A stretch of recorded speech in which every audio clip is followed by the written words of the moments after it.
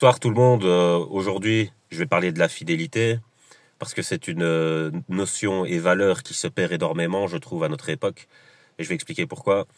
Parce que les valeurs marchandes vont contre cette notion du fait que tout devient objectifiable, même l'être humain, et donc remplaçable, et interchangeable. Et on entre donc dans des genres de mercato relationnel, et ça devient un peu le bazar. Alors, je vais expliquer pourquoi c'est une grande valeur pour moi. Parce que la fidélité, ça permet de construire sur le temps long. Et ce qu'on construit sur le temps long, ça n'a pas la même valeur que ce qu'on construit sur le temps court. Tu peux pas faire une cathédrale sur le temps court. Voilà, donc tu feras pas des grands trucs sur le temps court. Et donc on est réduit à de la basse valeur, à de la valeur qu'on consomme quasi tout de suite. Et donc ça, cette problématique. Je vais expliquer pourquoi la société s'est changée comme ça. Parce qu'en fait, on a mis dans la tête des gens que c'était un combat de libération. Donc, on a fait croire aux gens qu'ils se libéraient du joug de la religion en passant par l'infidélité.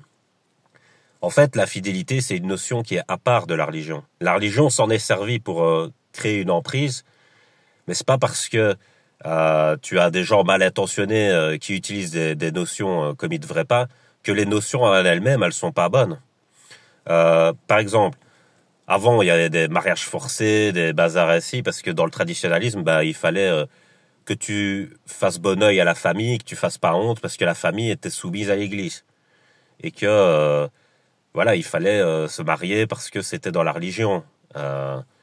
Et en fait, oui, il y avait des mariages non désirés, donc on a beaucoup dit aux femmes qu'elles étaient perdantes dans ce truc-là, et donc c'est là que les mouvements féministes ont commencé à naître. Mais le truc, c'est que, enfin, à notre époque, on n'est plus à cette époque-là. C'est-à-dire, il y a plus l'acquisition qui vient et qui te dit, vas-y, marie-toi avec un tel ou une telle obligatoirement, et tu fais ta vie avec, et tu peux pas divorcer, etc. Aujourd'hui, on est dans une société de consommation, donc on a le choix. Mais il y a des gens qui se victimisent encore dans une société où on a le choix. Et là, ça retourne le truc, alors. Là, la perversion, elle a changé de côté. Parce que le fait d'objectifier les gens, c'était quelque chose d'ancestral aussi, contre lequel il y a eu des luttes de libération. Par exemple, les harems, les trucs ainsi. Tu vois, et ça, c'est la société de consommation qui en arrive là. Donc, tu vois, les gens, ils ont trop le choix. Et trop le choix, c'est aussi pourri que de pas avoir le choix. Parce que quand t'as trop le choix, tu fais le mauvais choix. Et aussi, tu te mets sur un piédestal par rapport à autrui. Tu les objectifies parce que ils sont en quantité, donc tu peux interchanger et les considérer moins que des humains. Donc c'est ça, tu vois, la fidélité, elle avait au moins cette valeur de se concentrer sur l'humanité de quelqu'un quand même, tu vois. Et ça se perd. Alors, le problème dans ce phénomène, c'est que les gens fidèles sont les plus punis parce que, en fait, quand t'es fidèle, tu t'investis et donc t'as fermé les portes. T'as fermé toutes tes opportunités, toutes tes possibilités par respect pour ton engagement. Et donc, en fait, après, t'as des regrets si t'as été fidèle avec des gens qui sont comme ça, tu vois. Parce que eux, après, ils te traitent comme si t'étais un objet. Eux, ils passent de personne en personne. Alors, on va nous dire que ça, ils parlent d'hypergamie et tout sur Internet. Ils disent, ouais, justement, ça veut dire que t'as une haute valeur si t'arrives à être hypergame et tout. Ce n'est pas le cas, les gens. C'était le cas au temps de l'acquisition. Là, il fallait avoir des cojones pour oser être infidèle et aller contre toute l'institution religieuse. Là, il fallait avoir des balls comme ça, mon gars. Là, c'était dur. Là, pour être un genre d'anarchiste, il fallait être très intelligent. Voilà. Tu vois, c'est comme le féminisme. Le féminisme des anciennes femmes qui ont gagné des droits humains. Ça c'était un féminisme solide, ça. Mais le féminisme d'aujourd'hui, c'est du caprice, c'est bébé cadom. Ça n'a plus rien à voir avec ça. Tu vois? Donc, faut pas tout confondre. Moi, je suis pas d'accord avec les gens qui mélangent tout comme ça. Pour moi, aujourd'hui, c'est plus dur d'être fidèle.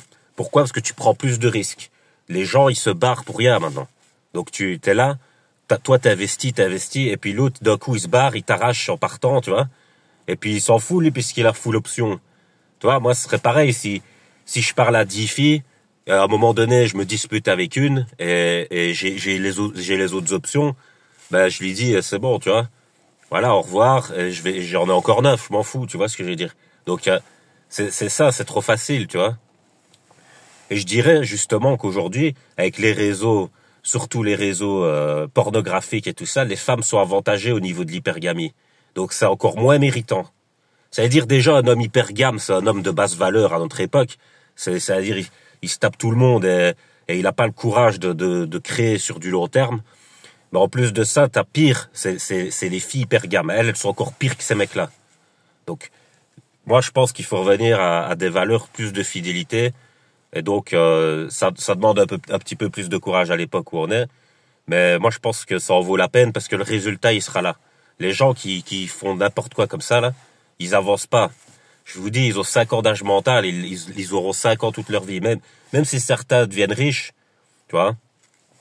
Oui, c'est malheureux, la société qui se dégrade et certains deviennent riches sur ça. C'est malheureux. Mais ça arrive et voilà. Mais faut pas voir leur richesse comme si c'était ça qui était le fruit de leur réussite, c'est parce qu'ils ont choisi le chemin de la facilité. Donc voilà, après chacun voit comme il veut, mais moi je pense que c'est comme ça. Je pense qu'à notre époque justement, on a la chance d'être sorti du joug religieux et que tu as le choix. Et donc justement, tu peux construire quelque chose de solide avec des gens de valeur sans être forcé à ce qu'on te mette avec des gens avec qui tu t'entends pas. Tu vois, donc il faut profiter de ce luxe justement. C'est un luxe qu'on nous a offert et qu'on est en train de gaspiller là. Parce que c'est du gaspillage de faire ça. On te laisse le choix et toi tu fais n'importe quoi avec ton choix. Donc c'est pas bon. Voilà. Maintenant, chacun pense ce qu'il veut à ce sujet-là. Moi, je peux comprendre qu'il y ait des gens qui aiment plus cette façon de vivre là que de la fidélité. Je dis, j'explique. On peut très bien aimer le foot comme on peut aimer le basket, je dis, mais le problème c'est pas ça. Le problème c'est quand t'as un basketteur qui va prendre la balle des mains dans un match de foot, tu vois, ou que t'as un footballeur qui shot dans le ballon dans un match de basket. Là, ça va plus, tu vois. Quand les infidèles viennent séduire les fidèles, là ils foutent la merde. Va avec d'autres infidèles alors. Amuse-toi avec eux, tranquille, voilà. Vous faites votre match d'infidèles et puis voilà, c'est tout. Mais laissez les fidèles entre eux. Si t'es pas fidèle et que tu le sais bien, laisse les gens fidèles tranquilles. Laisse-les tranquilles, laisse-les pour les autres gens fidèles. Voilà, c'est tout. Si t'es infidèle, t'essayes de trouver des gens comme toi. Tu te dis, voilà, moi je suis un peu libre, je m'accroche pas, je m'investis pas, je vogue un peu à gauche, à droite, je fréquente beaucoup de gens, voilà. Et toi t'es comme ça, ouais. Ah ben c'est bien, voilà, on peut faire genre affaire ensemble si tu veux. Mais si l'autre il te dit non, moi je suis pas comme ça, moi je m'investis, j'aimerais bien construire un truc, tu lui fous la paix. Ah, tu lui fous la paix. Voilà. Donc je vous laisse sur ça. Passez une bonne nuit.